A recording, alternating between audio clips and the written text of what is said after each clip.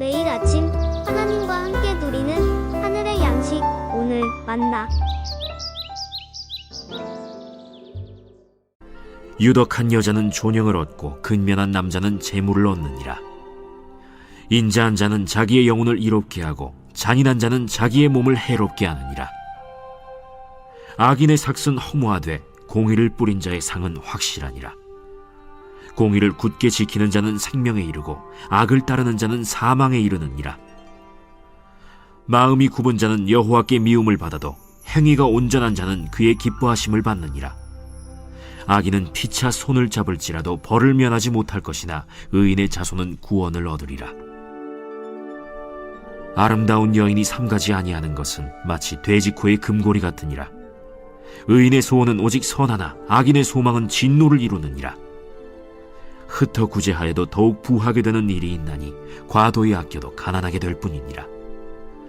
구제를 좋아하는 자는 풍족하여질 것이요 남을 윤택하게 하는 자는 자기도 윤택하여지리라. 곡식을 내놓지 아니하는 자는 백성에게 저주를 받을 것이나 파는 자는 그의 머리에 복이 임하리라. 선을 간절히 구하는 자는 은총을 얻으려니와 악을 더듬어 찾는 자에게는 악이 임하리라. 자기의 재물을 의지하는 자는 패망하려니와 의인은 푸른 잎사귀 같아서 번성하리라. 자기 집을 해롭게 하는 자의 소득은 바람이라. 미련한 자는 마음이 지혜로운 자의 종이 되리라. 의인의 열매는 생명나무라. 지혜로운 자는 사람을 얻느니라. 보라, 의인이라도 이 세상에서 보응을 받겠거든 하물며 악인과 죄인이리요. 16절 말씀을 보면 유덕한 여자는 존영을 얻고 근면한 남자는 재물을 얻는다 라고 말씀하고 있습니다. 유덕한 여자와 근면한 남자가 대조를 이루고 있는 것이죠. 유덕한 여자는 어떠한 자입니까? 어떠한 보상을 기대하지 않고 다른 이들의 이익을 위해 행동하는 자를 의미합니다. 이러한 자의 보상은 존영이라고 말씀하고 있죠. 자신의 행동에 대해 다른 이에게 존경을 받으며 사랑을 받는다라는 것입니다. 반면에 근면한 남자는 어떠한 자입니까? 근면함은 맹렬하다라는 의미를 가지고 있습니다. 필요하다면 힘으로 원하는 것을 기꺼이 얻고자 하는 자를 가리키는 것이겠죠. 이러한 자의 보상은 재물이라고 말씀하고 있습니다. 자신의 행동에 대해 재물을 얻는다라는 것이죠. 이것이 표면적으로는 좋게 들릴지 모르나 필요하다면 힘으로 원하는 것을 기꺼이 얻은 결과가 오직 재물뿐이다라는 것을 의미하는 것입니다. 우리의 삶을 움직이는 실제적인 힘이 돈이라고 생각하는 자들은 이 재물을 얻기 위해 온갖 방법을 동원하게 되죠. 필요하다면 자신이 가진 힘으로 또는 누군가의 힘을 빌려 원하는 결과를 얻게 됩니다.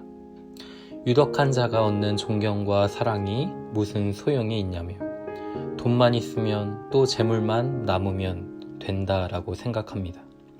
재물이 있으면 존영도 따라온다라고 생각하는 것이 이 세상의 이치라는 것이죠. 그런데 16절 말씀은 우리가 살아온 삶의 보상이 무엇인가에 주목하고 있는 것이 아닙니다. 무엇을 붙잡고 살아가느냐에 초점을 맞추고 있는 것이죠. 여기에서 얻는다라는 것은 붙잡다라는 것을 의미하고 있습니다. 그러니까 유덕한 여자는 존영을 붙잡고 있고 맹렬한 남자는 재물을 붙잡는다라는 것을 말씀하고 있는 것이죠. 웨스트민스터 신앙고백 소요리 문답을 보면 사람의 제일되는 목적은 하나님을 영화롭게 하고 영원토록 그분을 즐거워하는 것이라 라고 말씀하고 있습니다. 삼위 하나님과의 사귐 속에서 하나님의 부유하심과 영광스러운 성품을 맛보아 누리는 것이 사람을 지으신 하나님의 목적이다라는 것이죠. 세상이 줄 수 없고 흉내낼 수 없는 영광스러운 하나님의 능력과 지혜와 긍휼과 사랑을 맛볼 때에 우리의 영혼은 참 만족과 부유함을 누리게 됩니다. 하나님이 주시는 참 부요와 기쁨이 우리 안에 충만히 누려지게 되면 아무것도 없는 자 같으나 모든 것을 가진 자로서 많은 사람을 부유하게 하는 삶을 살아가게 되는 것이죠. 유덕한 자와 같이 어떠한 보상을 기대하지 않고 다른 이들의 이익을 위해 하나님의 영광을 흘려보내는 삶을 살아갑니다. 바울은 고린도 교회를 향하여 하나님의 은혜를 헛되이 받지 말라고 권면하고 있습니다.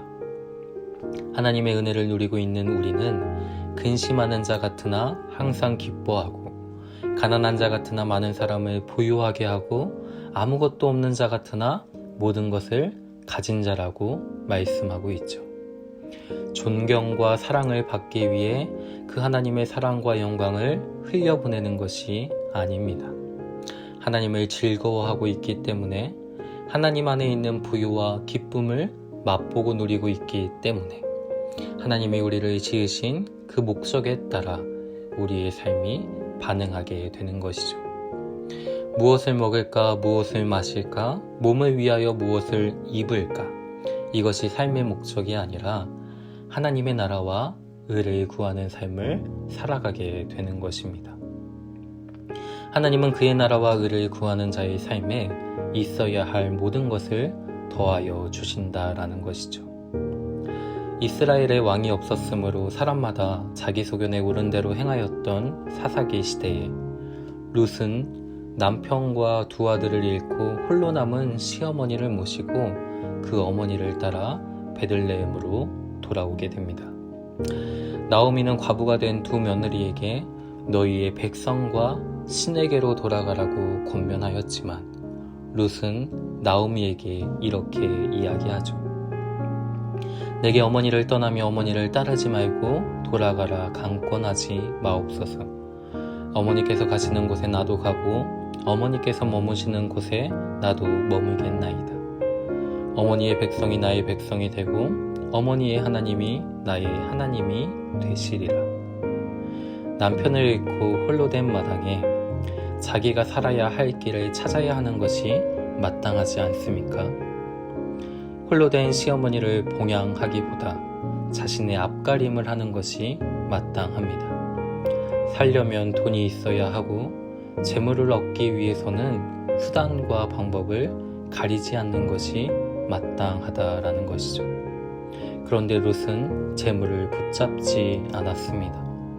그의 고향인 모압으로 돌아가지 않았습니다. 모압의 신들을 붙쫓지 않았다라는 것이죠.